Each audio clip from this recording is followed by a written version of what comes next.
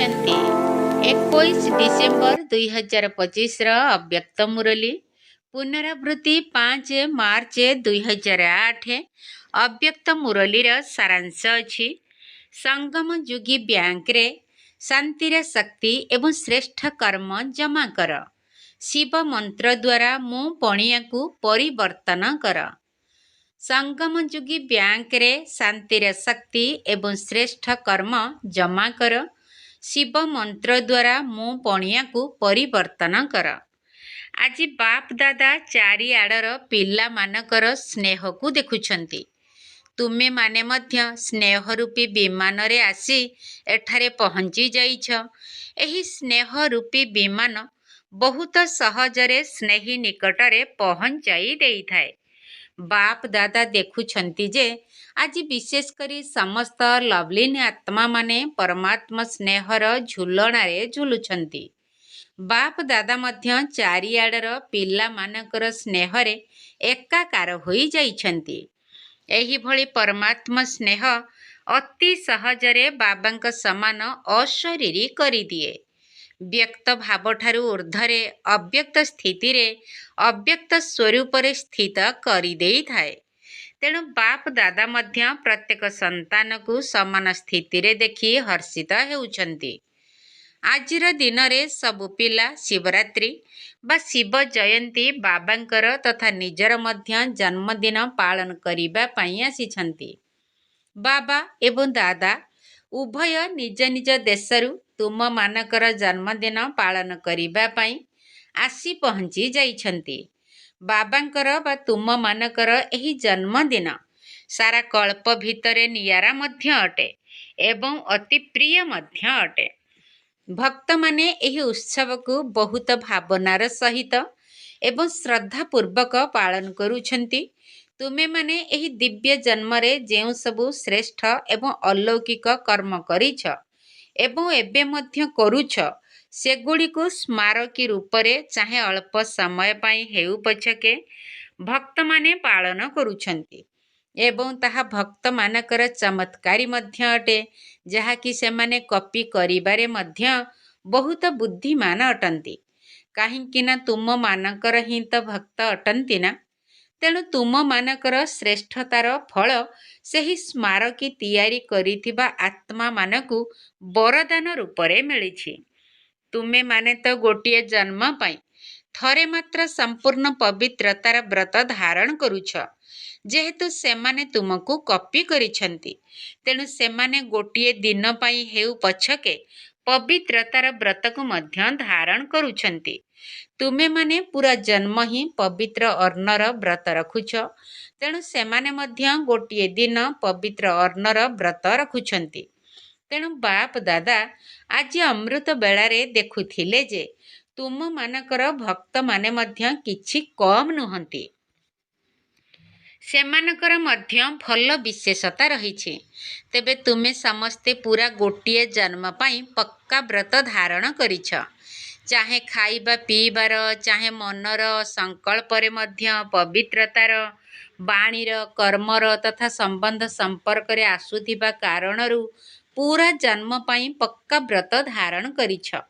କ'ଣ ପୁରା ବ୍ରତ ରଖିଛ ନା ଅଳ୍ପ ଅଳ୍ପ ରଖିଛ?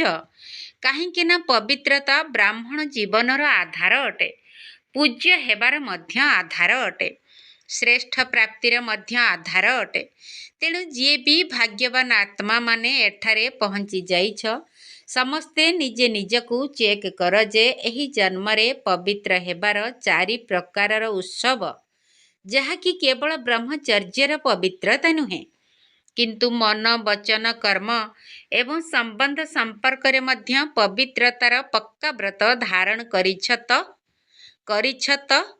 ଯେଉଁମାନେ ପୁରା ପକ୍କା ବ୍ରତ ଧାରଣ କରିଛନ୍ତି, କିଛି କିଛି କଞ୍ଚା ନୁହେଁ, ସେମାନେ ହାତ ଉଠାଅ। କ'ଣ ପକ୍କା ତ? ପକ୍କା? ପକ୍କା? କେତେ ପକ୍କା? କେହି ଯଦି ତୁମକୁ ହଲଚଲ କରିବ, ତେବେ କ'ଣ ହଲଚଲ ହେବ? ହେବ ନାହିଁ ତ? କେବେ କେବେ ତ ମାୟା ଆସି ଯାଉଛି ନା ଆସୁନାହିଁ? କ'ଣ ମାୟାକୁ ବିଦାୟ ଦେଇଛ ନା କେବେ କେବେ ତାକୁ ଅନୁମତି ଦେଉଛ, ତେଣୁ ଆସିଯାଉଛି? ଏବେ ଚେକ୍ କର, ମୁଁ ପକ୍କା ବ୍ରତ ଧାରଣ କରିଛି ତ? ସଦାକାଳର ବ୍ରତ ଧାରଣ କରିଛି ତ ନା କେବେ କେବର ବ୍ରତ ଧାରଣ କରିଛି? କେବେ ଅଳ୍ପ, କେବେ ବେଶୀ, କେବେ ପକ୍କା, କେବେ କଞ୍ଚା, ଏଭଳି ତ ନୁହେଁ ନା। କାହିଁକି ନା ବାପ ଦାଦାଙ୍କ ସହିତ ସ୍ନେହ ରଖିବାରେ ସମସ୍ତେ ନିଜକୁ 100% ଠାରୁ ମଧ୍ୟ ଅଧିକ ମନେ କରୁଛନ୍ତି। ତେଣୁ ବାପ ଦାଦା ପଚାରିବେ ଯେ ବାବାଙ୍କ ସହିତ ତୁମର କେତେ ସ୍ନେହ ଅଛି? ତେବେ ସମସ୍ତେ ବଡ଼ ଉମଙ୍ଗ ଉତ୍ସାହରେ ହାତ ଉଠାଇବେ। ତେବେ ସ୍ନେହ ରଖିବାରେ ଅଧିକାଂଶ ପିଲା ସମ୍ପୂର୍ଣ୍ଣ ହିସାବରେ ଅଛନ୍ତି, କିନ୍ତୁ ବହୁତ କମ୍ ପିଲାଙ୍କର କିଛି କିଛି କମି ଅଛି। ତେଣୁ ଯେପରି ସ୍ନେହ ବିଷୟରେ ସମସ୍ତେ ପାସ୍ ହୋଇଯାଇଛ, ଏକଥା ବାପ ଦାଦା ମଧ୍ୟ ସ୍ୱୀକାର କରୁଛନ୍ତି ଯେ ଅଧିକାଂଶ ପିଲା ସ୍ନେହରେ ପାସ୍ ଅଟନ୍ତି, କିନ୍ତୁ ପବିତ୍ରତାର ବ୍ରତରେ 4ଟି ଯାକ ରୂପରେ ଯଥା ମନ, ବଚନ, କର୍ମ ଏବଂ ସମ୍ବନ୍ଧ ସମ୍ପର୍କରେ ସମ୍ପୂର୍ଣ୍ଣ ପବିତ୍ରତାର ବ୍ରତକୁ ପାଳନ କରିବାରେ କମି ଆସିଯାଉଛି। ତେବେ ବାପ ଦାଦା ଏବେ କ'ଣ ଚାହୁଁଛନ୍ତି?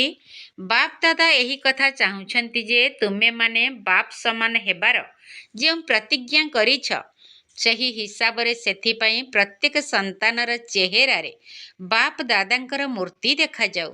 ସମସ୍ତଙ୍କର ବାଣୀ ବାପ ସମାନ ହେଉ, କାହିଁକି ନା ବାପ ଦାଦାଙ୍କର ବାଣୀ ବରଦାନ ସ୍ୱରୂପ ଅଟେ।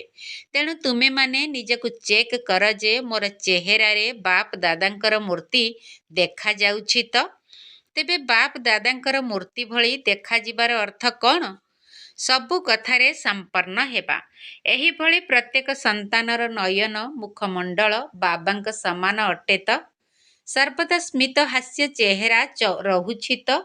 ନା କେବେ ଚିନ୍ତାଗ୍ରସ୍ତ, କେବେ ବ୍ୟର୍ଥ ସଂକଳ୍ପରେ ବୁଡ଼ି ରହିଥିବା, କେବେ ଉଦାସ, କେବେ ବହୁତ ମେହନତ ବାଲା, ଏହିଭଳି ଚେହେରା ନୁହେଁ ତ?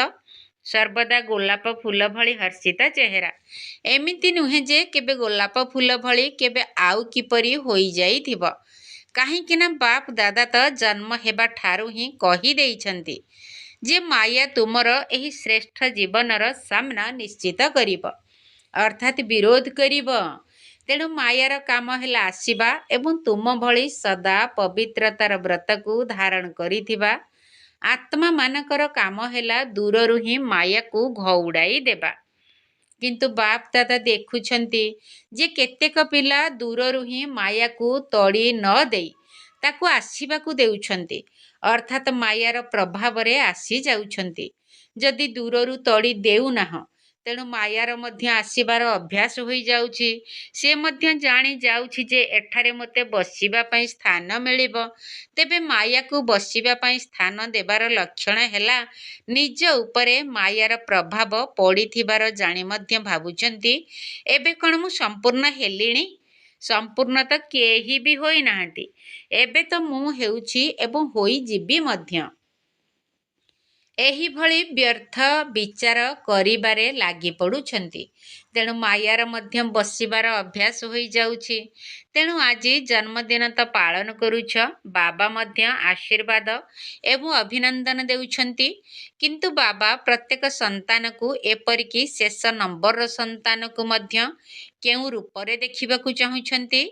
କାରଣ ଶେଷ ନମ୍ବରର ପିଲା ମଧ୍ୟ ବାବାଙ୍କର ପ୍ରିୟ ତ ଅଟେ ନା। ତେଣୁ ବାବା ଶେଷ ନମ୍ବର ବାଲା ପିଲାକୁ ମଧ୍ୟ ସଦା ପ୍ରସ୍ଫୁଟିତ ଗୋଲାପ ରୂପରେ ଦେଖିବାକୁ ଚାହୁଁଛନ୍ତି, ଝାଉଁଳ ଫୁଲ ନୁହେଁ। ତେବେ ଝାଉଁଳି ପଡ଼ିବାର କାରଣ ହେଲା ଟିକିଏ ଅବହେଳା ପଣିଆ ହୋଇଯିବ, ଦେଖିବି, କରି ହିଁ ଦେବି, ପହଞ୍ଚିଯିବି। ତେଣୁ ଏହିଭଳି ଆଗକୁ ଆଗକୁ ଗଡ଼େଇ ଚାଲିବାର ଭାଷା ହିଁ ତଳକୁ ଖସାଇ ଦେଉଛି। ତେଣୁ ଚେକ୍ କର କେତେ ସମୟ ବିତିଗଲାଣି। ଏବେ ତ ସମୟ ପାଖେଇ ଆସିବାର ଏବଂ ଅଚାନକ ସବୁ କିଛି ଘଟିବାର ସଂକେତ ବାପ ଦାଦା ମଧ୍ୟ ଦେଇସାରିଛନ୍ତି। ଦେଉଛନ୍ତି ନୁହେଁ, ଦେଇସାରିଛନ୍ତି। ତେଣୁ ଏହିଭଳି ସମୟ ପାଇଁ ସର୍ବଦା ସଜାଗ ରହିବା ସହିତ ସଦା ପ୍ରସ୍ତୁତ ଅବସ୍ଥାରେ ରହିବା ଅତ୍ୟନ୍ତ ଜରୁରୀ ଅଟେ। ତେଣୁ ସର୍ବଦା ସଜାଗ ରହିବା ପାଇଁ ଚେକ୍ କର ଯେ ମୋର ମନ ଏବଂ ବୁଦ୍ଧି ସର୍ବଦା ସ୍ୱଚ୍ଛ ଏବଂ ସ୍ପଷ୍ଟ ଅଟେ ତ? ସ୍ୱଚ୍ଛ ମଧ୍ୟ ଦରକାର ଏବଂ ସ୍ପଷ୍ଟ ମଧ୍ୟ ଦରକାର। ଏଥିପାଇଁ ଯଥା ସମୟରେ ବିଜୟ ପ୍ରାପ୍ତ କରିବା ପାଇଁ ମନରେ ଏବଂ ବୁଦ୍ଧିରେ ସୂକ୍ଷ୍ମ ଈଶ୍ୱରୀୟ ପ୍ରେରଣା ଗୁଡ଼ିକୁ ଅନୁଭବ କରିବାର ଶକ୍ତି ଏବଂ ଗ୍ରହଣ କରିବାର ଶକ୍ତି ଉଭୟ ବହୁତ ଆବଶ୍ୟକ।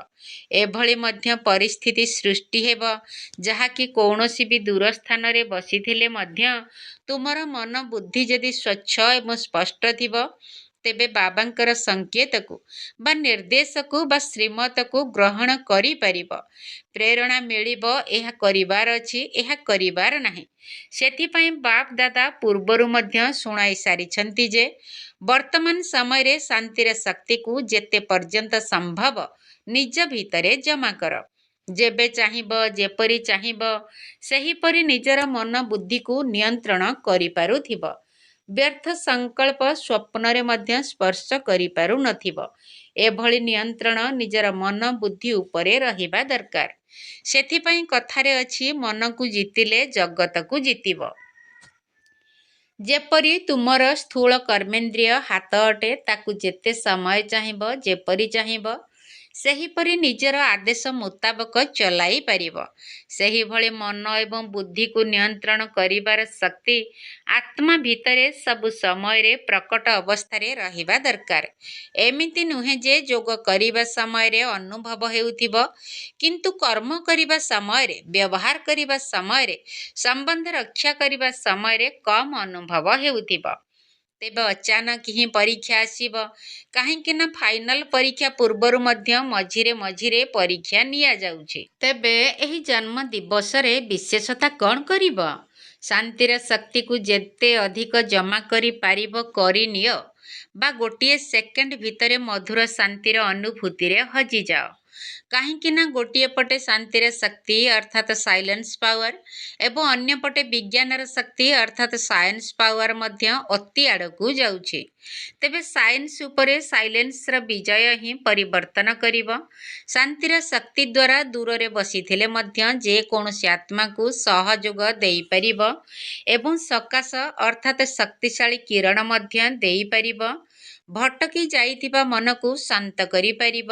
ବ୍ରହ୍ମା ବାବାଙ୍କୁ ତ ଦେଖିଛ, ଯଦି କୌଣସି ଅନନ୍ୟ ସନ୍ତାନ ଟିକିଏ ବି ହଲଚଲ ହୋଇ ଯାଉଥିଲା ବା କୌଣସି ଶାରୀରିକ ହିସାବ କିତାବକୁ ଯୁକ୍ତ କରୁଥିଲା, ତେବେ ବ୍ରହ୍ମା ବାବା ଅମୃତ ବେଳାରୁ ଉଠି ତାକୁ ଶକ୍ତିଶାଳୀ କିରଣ ବା ସକାଶ ଦେଉଥିଲେ ଏବଂ ସେ ମଧ୍ୟ ଅନୁଭବ କରୁଥିଲା। ତେଣୁ ତୁମମାନଙ୍କୁ ମଧ୍ୟ ଅନ୍ତିମ ସମୟରେ ଏହିଭଳି ଶାନ୍ତିର ଶକ୍ତିର ସେବା କରିବାର ସହଯୋଗ ଦେବାକୁ ପଡ଼ିବ। ବର୍ତ୍ତମାନର ପରିସ୍ଥିତି ଅନୁସାରେ ଏହି କଥାକୁ ବହୁତ ଧ୍ୟାନରେ ରଖ। ଶାନ୍ତିର ଶକ୍ତିକୁ ବା ନିଜର ଶ୍ରେଷ୍ଠ କର୍ମର ଶକ୍ତିକୁ ଜମା କରିବାର ବ୍ୟାଙ୍କ କେବଳ ଏବେ ହିଁ ଖୋଲିଛି। ଅନ୍ୟ କୌଣସି ଜନ୍ମରେ ଏଭଳି ଜମା କରିବାର ବ୍ୟାଙ୍କ ନଥାଏ। ଏବେ ଯଦି ଜମା ନ କରିପାରିଲ, ତେବେ ଅନ୍ୟ ସମୟରେ ତ ବ୍ୟାଙ୍କ ହିଁ ନଥିବ। ତେଣୁ ଜମା କେଉଁଠି କରିବ? ତେଣୁ ଜମାର ଶକ୍ତିକୁ ଯେତେ ବଢ଼ାଇବାକୁ ଚାହିଁବ ସେତେ ବଢ଼ାଇ ପାରିବ। ଏମିତି ବି ଲୋକମାନେ କୁହନ୍ତି, ଯାହା କରିବାର ଅଛି ତାହା ଏବେ କରିନିଅ, ଯାହା ଭାବିବାର ଅଛି ତାହା ଏବେ ଭାବିନିଅ। ଯଦି ଏବେ କିଛି ଭାବିଛ ଏବଂ ତାହା ଭାବିବାରେ ହିଁ ରହିଗଲା, ତେବେ ଆଉ କିଛି ସମୟ ପରେ ଯେତେବେଳେ ସମୟର ସୀମା ପାଖେଇ ଆସିବ, ସେତେବେଳେ ସେହି ଭାବିବା ପଶ୍ଚାତାପରେ ବଦଳିଯିବ। ସେଥିପାଇଁ ବାପ ଦାଦା ପୂର୍ବରୁ ହିଁ ସାବଧାନ କରାଇ ଦେଉଛନ୍ତି, ଯାହା ବି ହୋଇଥାଉ, କିନ୍ତୁ ଗୋଟିଏ ସେକେଣ୍ଡ ଭିତରେ ଶାନ୍ତିର ଅନୁଭୂତିରେ ହଜିଯାଅ। ଏମିତି ଭାବ ନାହିଁ ଯେ ମୁଁ ପୁରୁଷାର୍ଥ ତ କରୁଛି, କିନ୍ତୁ ଜମା କରିବାର ପୁରୁଷାର୍ଥ କେବଳ ଏବେ ହିଁ କରିପାରିବ। ବାପ ଦାଦାଙ୍କର ପିଲାମାନଙ୍କ ପ୍ରତି ସ୍ନେହ ରହିଛି। ତେଣୁ ବାପ ଦାଦା ପ୍ରତ୍ୟେକ ସନ୍ତାନକୁ ନିଜ ସାଥିରେ ନେଇ ଯିବା ପାଇଁ ଚାହୁଁଛନ୍ତି। ତେବେ ତୁମେମାନେ ଯେଉଁ ପ୍ରତିଜ୍ଞା କରିଛ ଯେ ସାଥିରେ ରହିବୁ, ସାଥିରେ ଚାଲିବୁ, ସେହି ପ୍ରତିଜ୍ଞାକୁ ପାଳନ କରିବା ପାଇଁ ହେଲେ ସମାନ ଆତ୍ମା ହିଁ ସାଥିରେ ଯାଇପାରିବ। ପୂର୍ବରୁ କହିଛୁ ନା, ଡବଲ ବିଦେଶୀମାନଙ୍କୁ ହାତ ଧରାଧରି ହୋଇ ଚାଲିବାକୁ ଭଲ ଲାଗେ। ତେଣୁ ଶ୍ରୀମତ ରୂପୀ ହାତକୁ ଧରିଥାଅ। ଯାହା ବାବାଙ୍କର ଶ୍ରୀମତ ତାହା ହିଁ ତୁମର ମତ। ଏହାକୁ କୁହାଯାଏ ହାତରେ ହାତ ଦେଇ ଚାଲିବା। ତେବେ ଠିକ୍ ଅଛି ତ, ଆଜି ସମସ୍ତେ ଜନ୍ମଦିନର ଉତ୍ସବ ପାଳନ କରିବା ପାଇଁ ଆସିଛ ନା? ବାପ ଦାଦାଙ୍କୁ ମଧ୍ୟ ଖୁସି ଲାଗୁଛି ଯେ ମୋର ପିଲାମାନେ ଏହିଭଳି। ବାବା ଗର୍ବ କରୁଛନ୍ତି ଯେ ମୋର ପିଲାମାନେ ସର୍ବଦା ଉତ୍ସାହ ଭିତରେ ରହି ପ୍ରତିଦିନ ଉତ୍ସବ ପାଳନ କରୁଛନ୍ତି। ତେବେ ତୁମେମାନେ ପ୍ରତିଦିନ ଉତ୍ସବ ପାଳନ କରୁଛ ନା କେବଳ ବିଶେଷ ଦିନମାନଙ୍କରେ କରୁଛ? କାରଣ ସଙ୍ଗମ ଯୁଗ ହିଁ ଉତ୍ସବ ଅଟେ। ଏହି ଯୁଗ ହିଁ ଉତ୍ସବର ଯୁଗ ଅଟେ। ଅନ୍ୟ କୌଣସି ଯୁଗ ସଙ୍ଗମ ଯୁଗ ଭଳି ନୁହେଁ। ତେବେ ସମସ୍ତଙ୍କ ଭିତରେ ଉମଙ୍ଗ ଉତ୍ସାହ ଅଛି ତ? ମୋତେ ବାବାଙ୍କ ସମାନ ହେବାକୁ ହିଁ ପଡ଼ିବ, ଠିକ୍ ତ? ନିଶ୍ଚିତ ହେବି ବା ନା ଦେଖିବି, କରିବି, ହେବି, ଏଭଳି ନୁହେଁ ତ? ଯେଉଁମାନେ ଭାବୁଛନ୍ତି ମୁଁ ନିଶ୍ଚିତ ହେବି ସେମାନେ ହାତ ଉଠାଅ। କ'ଣ ନିଶ୍ଚିତ ହେବ? ଏଥିପାଇଁ ତ୍ୟାଗ କରିବାକୁ ପଡ଼ିବ, ତପସ୍ୟା କରିବାକୁ ପଡ଼ିବ। କ'ଣ ପ୍ରସ୍ତୁତ ଅଛ ତ? ଯାହା ବି ତ୍ୟାଗ କରିବାକୁ ପଡ଼ୁ, ସବୁଠାରୁ ବଡ଼ ତ୍ୟାଗ କ'ଣ? କାହିଁକି ନା ତ୍ୟାଗ କରିବାରେ ସବୁଠାରୁ ବଡ଼ରୁ ବଡ଼ ଗୋଟିଏ ଶବ୍ଦ ହିଁ ବିଘ୍ନ ପକାଇଥାଏ। ତାକୁ ତୁମେମାନେ ଜାଣିଛ ମଧ୍ୟ। ସେ କେଉଁ ଶବ୍ଦ? ମୁଁ। ଦେହ ଅଭିମାନର ମୁଁ।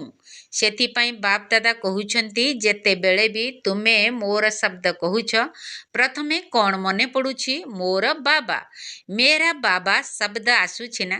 ଯଦିଓ ମୋର ଆଉ କିଛି ବି କର, କିନ୍ତୁ ଯେହେତୁ କହିବାର ଅଭ୍ୟାସ ହୋଇଯାଇଛି, ସେଥିପାଇଁ ପ୍ରଥମେ ବାବା ଶବ୍ଦ ହିଁ ମନେ ପଡ଼ୁଛି।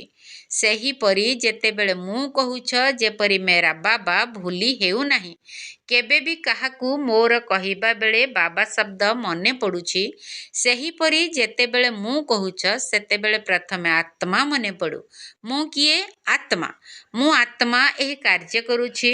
ମୁଁ ଏବଂ ମୋର ବିନାଶୀରୁ ଅବିନାଶୀ ହୋଇଯାଉ। କ'ଣ ହୋଇପାରିବ? ମୁଣ୍ଡ ତ ହଲାଅ, ଅଭ୍ୟାସ କରିଦିଅ। ଯେତେବେଳେ ମୁଁ କହୁଛ, ତୁରନ୍ତ ସ୍ମୃତିରେ ଆସୁ ମୁଁ ଆତ୍ମା। ଏବଂ ଯେତେବେଳେ ମୁଁ ପଣିଆ ଆସିଯାଉଛି, ସେତେବେଳେ ଏହି ଗୋଟିଏ ଶବ୍ଦ ମନେ ପଡ଼ୁ ଯେ ନିର୍ଦ୍ଦେଶକର୍ତ୍ତା କିଏ? ବାବା ନିର୍ଦ୍ଦେଶକର୍ତ୍ତା ହୋଇ କରାଉଛନ୍ତି। କର୍ମ କରିବା ସମୟରେ ନିର୍ଦ୍ଦେଶକର୍ତ୍ତା ଶବ୍ଦ ମନେ ରହିଲେ ମୁଁ ପଣିଆ ଆସିବ ନାହିଁ। ମୋର ବିଚାର, ମୋର ଡ୍ୟୁଟିରେ ମଧ୍ୟ ବହୁତ ନିଶା ରହିଥାଏ। ମୋର ଡ୍ୟୁଟି, କିନ୍ତୁ ଡ୍ୟୁଟି ଦେଲା ବାଲା ଦାତା କିଏ? ଏହିସବୁ ଡ୍ୟୁଟି ତ ପ୍ରଭୁଙ୍କର ଦାନ ଅଟେ ନା? ପ୍ରଭୁଙ୍କର ଦାନକୁ ମୁଁ ବା ମୋର ବୋଲି ଭାବିବା କ'ଣ ଭଲ କଥା? ଏବେ ପ୍ରତ୍ୟେକ ସ୍ଥାନରୁ ବାପ ଦାଦା ଫଳାଫଳ ଦେଖିବାକୁ ଚାହୁଁଛନ୍ତି। ଏହି ଗୋଟିଏ ମାସ ନିଜର ସ୍ୱଭାବକୁ ଏଭଳି ସ୍ୱାଭାବିକ କରିଦିଅ। କାହିଁକି ନା ଯାହା ନେଚୁରାଲ ନେଚରରେ ପରିଣତ ହୋଇଯାଏ, ତାହା ଶୀଘ୍ର ବଦଳି ଯାଏ ନାହିଁ। ତେଣୁ ନିଜର ନେଚୁରାଲ ନେଚର ଏଭଳି କରିଦିଅ ଯାହା କୁହାଯାଇଛି, ସର୍ବଦା ତୁମ ଚେହେରାରୁ ବାବାଙ୍କର ଗୁଣ ଦେଖାଯାଉ ଏବଂ ଚାଲିଚଳନ ଦ୍ୱାରା ବାବାଙ୍କର ଶ୍ରୀମତ ଦେଖାଯାଉ। ମୁଖମଣ୍ଡଳରେ ସର୍ବଦା ସ୍ମିତ ହାସ୍ୟ ରହିଥାଉ। ସର୍ବଦା ନିଜେ ସନ୍ତୁଷ୍ଟ ରହିବା ଏବଂ ସମସ୍ତଙ୍କୁ ସନ୍ତୁଷ୍ଟ କରୁଥିବା ଚାଲିଚଳନ ହେଉ। ପ୍ରତ୍ୟେକ କର୍ମରେ କର୍ମ ସହିତ ଯୋଗର ସନ୍ତୁଳନ ରହିଥାଉ। କେତେକ ପିଲା ବାପ ଦାଦାଙ୍କୁ ବହୁତ ଭଲ ଭଲ କଥା ଶୁଣାଉଛନ୍ତି। କହିବୁ କ'ଣ କହୁଛନ୍ତି? କହୁଛନ୍ତି ବାବା ଆପଣ ବୁଝି ନିଅନ୍ତୁ ଯେ ମୋର ନେଚର ହିଁ ଏହିଭଳି, ଆଉ କିଛି ନୁହେଁ, କିନ୍ତୁ ମୋର ନେଚର ହିଁ ଏହିଭଳି ଅଟେ। ଏଥିରେ ବାପ ଦାଦା କ'ଣ କହିବେ? ମୋର ନେଚର ଏହିଭଳି, ମୋର କଥା ଏହିଭଳି ଅଟେ। କେହି କେହି ଏଭଳି ମଧ୍ୟ କହୁଛନ୍ତି, ମୁଁ କ'ଣ କ୍ରୋଧ କରିଛି କି? ମୋର ପାଟି ଟିକିଏ ବଡ଼, ମୋର କଥାଟା ଟିକିଏ କଡ଼ା। ମୁଁ କ'ଣ କ୍ରୋଧ କରିଛି? ଟିକିଏ ବଡ଼ ପାଟିରେ କହିଦେଇଛି। ଏହିଭଳି କେତେ ମିଠା ମିଠା କଥା ଶୁଣାଇଛନ୍ତି। ବାପ ଦାଦା କହୁଛନ୍ତି ଯାହାକୁ ତୁମେ ମୋର ନେଚର ବୋଲି କହୁଛ, ଏହିଭଳି ମୋର କହିବା ହିଁ ଭୁଲ ଅଟେ। ଏହା ରାବଣର ନେଚର ନା ତୁମର ନେଚର? ତୁମର ଅନାଦିକାଳ, ଆଦିକାଳ ଏବଂ ପୂଜ୍ୟ କାଳର ନେଚର ହିଁ ପ୍ରକୃତ ନେଚର ଅଟେ। ଯେହେତୁ ରାବଣର ଜିନିଷକୁ ମୋର ମୋର କହୁଛ, ତେଣୁ ସେ ଯାଉନାହିଁ। ପର ଜିନିଷକୁ ନିଜର କରି ରଖିଛ ନା? ଯଦି କେହି ପରର ଜିନିଷକୁ ପାଖରେ ରଖିବା ବା ଲୁଚାଇ କରି ରଖିବ, ତେବେ ତାକୁ କେହି ଭଲ ଭାବିବେ କି? ତେଣୁ ରାବଣର ନେଚରକୁ ବା ପରର ନେଚରକୁ ମୋର ବୋଲି କାହିଁକି କହୁଛ? ବଡ଼ ଗର୍ବର ସହିତ କହୁଛ ମୋର ଦୋଷ ନାହିଁ, ମୋର ନେଚର ଏହିଭଳି। ବାପ ଦାଦାଙ୍କୁ ମଧ୍ୟ ମନେଇବା ପାଇଁ ଚେଷ୍ଟା କରୁଛ। ତେବେ ବର୍ତ୍ତମାନ ଏହାର ସମାପ୍ତି ସମାରୋହ କରିବ? ଦେଖ, ଦିଲର ସହିତ କୁହ, ଆନ୍ତରିକତା ସହିତ କର। ଯେଉଁଠି ଆନ୍ତରିକତା ଥିବ ସେଠାରେ ସବୁ କିଛି ସମ୍ଭବ ହୋଇଯିବ। ମନ ଭିତରେ ମାନିଯାଅ ଯେ ଏହା ମୋର ନେଚର ନୁହେଁ, ଏହା ଅନ୍ୟର ଜିନିଷ, ତାକୁ ରଖିବାର ନାହିଁ। ତୁମେମାନେ ତ ମୋର ଯିବା ହୋଇଯାଇଛ ନା, ତେଣୁ ତୁମର ବ୍ରାହ୍ମଣ ନେଚର ନା ପୁରୁଣା ନେଚର? ଏବେ ବୁଝିଲ ତ ବାପ ଦାଦା କ'ଣ ଚାହୁଁଛନ୍ତି? ଯେତେ ମନୋରଞ୍ଜନ କରୁଛ କର, ନାଚ କର, ଖେଳ କର, କିନ୍ତୁ ସବୁ କିଛି କରି ମଧ୍ୟ ବାବାଙ୍କ ସମାନ ହେବାକୁ ହିଁ ପଡ଼ିବ। ଯଦି ସମାନ ନ ହେବ ତେବେ ସାଥିରେ କିପରି ଯିବ? ଟିକସ ଆଦାୟ ସ୍ଥାନରେ ବା ଧର୍ମରାଜ ପୁରୀରେ ଅଟକି ଯିବାକୁ ପଡ଼ିବ, ସାଥିରେ ଯାଇପାରିବ ନାହିଁ। ତାହାହେଲେ ଦାଦୀମାନେ କୁହ, କ'ଣ ଗୋଟିଏ ମାସର ଫଳାଫଳ ଦେଖିବା? ଦେଖିବା? କୁହ ଦେଖିବା ତ? ଏହା ଉପରେ ଗୋଟିଏ ମାସ ଧ୍ୟାନ ଦେବ ତ? ଯଦି ପୁରା ଗୋଟିଏ ମାସ ଏହା ଉପରେ ଧ୍ୟାନ ଦେବ ତେବେ ନେଚୁରାଲ ନେଚର ହୋଇଯିବ। ମାସକ ଭିତରେ ଗୋଟିଏ ଦିନ ବି ଢିଲା ହେବାର ନାହିଁ। ଆଚ୍ଛା, ଦାଦୀମାନେ ଦାୟିତ୍ୱ ନିଅନ୍ତୁ। ସମସ୍ତେ ଏକାଠି ହୋଇ ପରସ୍ପର ସହିତ ଶୁଭ ଭାବନା, ଶୁଭ କାମନାର ହାତ ମିଶାଅ। ଯେପରି କେହି ଯଦି ପଡ଼ିଯାଏ ତେବେ ତାକୁ ହାତ ଧରି ସ୍ନେହର ସହିତ ଉଠାଇଥାନ୍ତି, ସେହିପରି ଶୁଭ ଭାବନା, ଶୁଭ କାମନାର ହାତ ଦ୍ୱାରା ପରସ୍ପରକୁ ସହଯୋଗ ଦେଇ ଆଗକୁ ବଢ଼ାଇ ଚାଲ। ଠିକ୍ କଥା ନା? କେବଳ ଚେକ୍ କରିବାରେ କମି କରି ଦେଉଛ। ଆଗ କରିସାରି ତାପରେ ଚେକ୍ କରୁଛ, କହୁଛ ହୋଇଗଲା ତ। ତେଣୁ ପ୍ରଥମେ ଚିନ୍ତା କର, ତାପରେ କର। ପ୍ରଥମେ କରିବ ତାପରେ ଭାବିବ ତାହା ନୁହେଁ, କରିବାକୁ ହିଁ ହେବ। ଆଚ୍ଛା, ଏବେ ବାପ ଦାଦା କେଉଁ ଡ୍ରିଲ୍ କରାଇବା ପାଇଁ ଚାହୁଁଛନ୍ତି? ଗୋଟିଏ ସେକେଣ୍ଡ ଭିତରେ ଶାନ୍ତିର ଶକ୍ତି ସ୍ୱରୂପ ହୋଇଯାଅ। ଏକାଗ୍ର ବୁଦ୍ଧି, ଏକାଗ୍ର ମନ ସାରା ଦିନ ଭିତରେ ମଝିରେ ମଝିରେ ଗୋଟିଏ ସେକେଣ୍ଡ ବାହାର କରି ମଧ୍ୟ ଅଭ୍ୟାସ କର। ଶାନ୍ତିର ସଂକଳ୍ପ କରିବା ମାତ୍ରେ ତାର ସ୍ୱରୂପ ହୋଇଯାଅ। ଏଥିପାଇଁ ସମୟର ଆବଶ୍ୟକତା ନାହିଁ, କେବଳ ଗୋଟିଏ ସେକେଣ୍ଡର ଅଭ୍ୟାସ କର ଶାନ୍ତ ସ୍ୱରୂପ। ଆଚ୍ଛା, ଚାରିଆଡ଼ର ଜନ୍ମ ଉତ୍ସବ ପାଳନ କରୁଥିବା ଭାଗ୍ୟବାନ ଆତ୍ମାମାନଙ୍କୁ, ସର୍ବଦା ଉତ୍ସାହରେ ରହୁଥିବା, ସଙ୍ଗମ ଯୁଗର ଉତ୍ସବ ପାଳନ କରୁଥିବା, ସମସ୍ତ ଉମଙ୍ଗ ଉତ୍ସାହର ଡେଣା ଦ୍ୱାରା ଉଡ଼ୁଥିବା ପିଲାମାନଙ୍କୁ, ସର୍ବଦା ନିଜର ମନ ବୁଦ୍ଧିକୁ ଏକାଗ୍ରତାର ଅନୁଭବୀ କରୁଥିବା ମହାବୀର ପିଲାମାନଙ୍କୁ, ସର୍ବଦା ସମାନ ହେବାର ଉତ୍ସାହକୁ ସାକାର କରୁଥିବା, ଫଲୋ ଫାଦର କରୁଥିବା ପିଲାମାନଙ୍କୁ, ସର୍ବଦା ପରସ୍ପରର ସ୍ନେହୀ ସହଯୋଗୀ ହୋଇ ସାହସ ଦେଉଥିବା, ବାବାଙ୍କଠାରୁ ସହଯୋଗ ରୂପୀ ବରଦାନ ପ୍ରାପ୍ତ କରାଉଥିବା ବରଦାନୀ ପିଲାମାନଙ୍କୁ, ମହାଦାନୀ ପିଲାମାନଙ୍କୁ ବାପ ଦାଦାଙ୍କର ସ୍ନେହ ସମ୍ପନ୍ନ ଶୁଭେଚ୍ଛା ଏବଂ ପଦ୍ମ ପଦ୍ମ ପଦ୍ମ ପଦ୍ମ ଗୁଣା ଅଭିନନ୍ଦନ ଅଭିନନ୍ଦନ ଅଭିନନ୍ଦନ। ଆମ ଆତ୍ମିକ ସନ୍ତାନମାନଙ୍କର ଅନେକ ଅନେକ ଶୁଭେଚ୍ଛା, ଅଭିନନ୍ଦନ ଏବଂ ନମସ୍ତେ ନମସ୍ତେ ନମସ୍ତେ। ସୁପ୍ରଭାତ। ବରଦାନ। ସର୍ବଦା ଏକାନ୍ତରେ ରହିବାରେ ଏବଂ ସ୍ମରଣ କରିବାରେ ବ୍ୟସ୍ତ ରହୁଥିବା ବେହଦର ବାନପ୍ରସ୍ଥୀ ହୁଅ। ସର୍ବଦା ଏକାନ୍ତରେ ରହିବାରେ ଏବଂ ସ୍ମରଣ କରିବାରେ ବ୍ୟସ୍ତ ରହୁଥିବା ବେହଦର ବାନପ୍ରସ୍ଥୀ ହୁଅ। ବର୍ତ୍ତମାନ ସମୟ ଅନୁସାରେ ତୁମେ ସମସ୍ତେ ବାନପ୍ରସ୍ଥ ଅବସ୍ଥାର ପାଖାପାଖି ଅଛ। ତେବେ ବାନପ୍ରସ୍ଥୀମାନେ କେବେ ବି କଣ୍ଢେଇ ଖେଳ ଖେଳନ୍ତି ନାହିଁ। ସେମାନେ ସର୍ବଦା ଏକାନ୍ତବାସରେ ଏବଂ ସ୍ମରଣ କରିବାରେ ବ୍ୟସ୍ତ ରହିଥାନ୍ତି। ତେଣୁ ତୁମେ ସବୁ ବେହଦର ବାନପ୍ରସ୍ଥୀ ପିଲାମାନେ ସର୍ବଦା ଜଣକର ହିଁ ସ୍ମୃତିରେ ରୁହ, ଅର୍ଥାତ୍ ନିରନ୍ତର ଏକାନ୍ତରେ ରହିବା ସହିତ ସ୍ମୃତି ସ୍ୱରୂପ ହୋଇଯାଅ। ତେବେ ସବୁ ପିଲାମାନଙ୍କ ପ୍ରତି ବାପ ଦାଦାଙ୍କର ଏହି ଶୁଭ ଆଶା ରହିଛି ଯେ ଏବେ ବାବା ଏବଂ ପିଲାମାନେ ସମାନ ହୋଇଯାଆନ୍ତୁ, ସର୍ବଦା ସ୍ମୃତିରେ ହିଁ ବୁଡ଼ି ରୁହନ୍ତୁ। ତେବେ ସମାନ ହେବାର ଅର୍ଥ ହେଲା ଏକାକାର ହୋଇଯିବା। ଏହା ହିଁ ହେଉଛି ବାନପ୍ରସ୍ଥ ସ୍ଥିତିର ଲକ୍ଷଣ। ସ୍ଲୋଗାନ: ଯଦି ତୁମେ ସାହସର ଗୋଟିଏ ପାଦ ବଢ଼ାଇବ ତେବେ ସହଯୋଗର 1000 ପାଦ ବାବା ବଢ଼ାଇବେ। ଯଦି ତୁମେ ସାହସର ଗୋଟିଏ ପାଦ ବଢ଼ାଇବ ତେବେ ସହଯୋଗର 1000 ପାଦ ବାବା ବଢ଼ାଇବେ। ଅବ୍ୟକ୍ତ ଇଶାରା। ଏବେ ସମ୍ପନ୍ନ ବା କର୍ମାତୀତ ହେବାର ତୀବ୍ର ଇଚ୍ଛା ପ୍ରକଟ କର। ବାବାଙ୍କ ପାଇଁ ସମସ୍ତଙ୍କ ମୁଖରୁ ଯେପରି ଗୋଟିଏ ହିଁ ଶବ୍ଦ ବାହାରୁଛି, ମେରା ବାବା, ସେହିପରି ତୁମେ ପ୍ରତ୍ୟେକ ଶ୍ରେଷ୍ଠ ଆତ୍ମାମାନଙ୍କ ପ୍ରତି ମଧ୍ୟ ଏହିଭଳି ଭାବନା ରହୁ ବା ଅନୁଭବ ହେଉ। ସମସ୍ତଙ୍କ ଠାରୁ ନିଜର ପଣିଆର ଅନୁଭୂତି ହେଉ। ସମସ୍ତେ ଭାବନ୍ତୁ ଯେ ଇଏ ମୋର ଶୁଭଚିନ୍ତକ, ସହଯୋଗୀ ଏବଂ ସେବାର ସାଥୀ ଅଟନ୍ତି। ତେବେ କୁହାଯିବ ବାବାଙ୍କ ସମାନ କର୍ମାତୀତ ସ୍ଥିତିର ସିଂହାସନ ଅଧିକାରୀ। ओम शांती।